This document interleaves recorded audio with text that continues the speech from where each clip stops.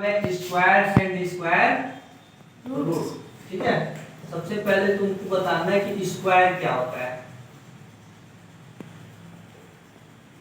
Square क्या होता है?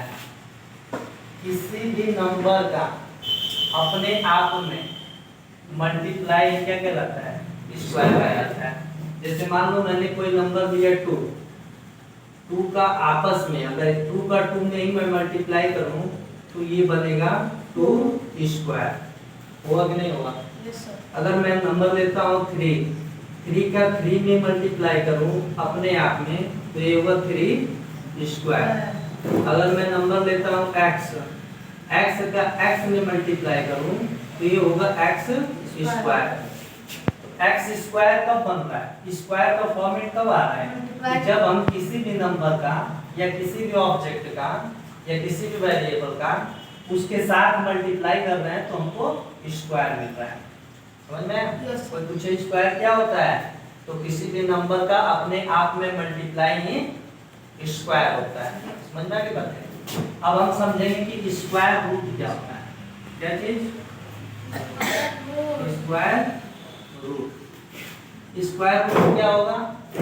कोई भी नंबर हो, किसी भी नंबर का कोई भी नंबर जिसका दो मल्टीपल फैक्टर हो या मल्टीपल्स हो।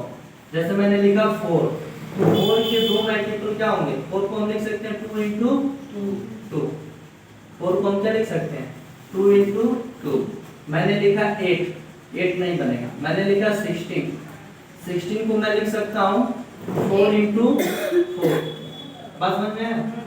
मैंने लिखा 25 को मैं लिख सकता हूँ 5 इंटू 5।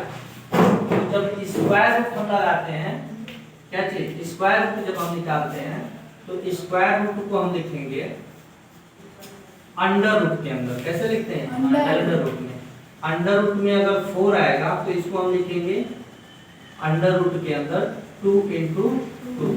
और जब दो पेयर बनता है किसी भी नंबर का तो एक पेयर उसमें से बाहर निकल आता है। इसका आंसर हो जाएगा 2। बात समझ में? Yes sir. जैसे लिखे अंडर रूट 16। अंडर रूट 16 अगर लिखा तो मैं 16 का दो मल्टीपल लगाऊंगा इसमें। 16 को मैं लिख सकता हूँ 4 इंटू 4। इसमें से एक बाहर निकल जाएगा। आंसर क्या आ जाएगा? 4।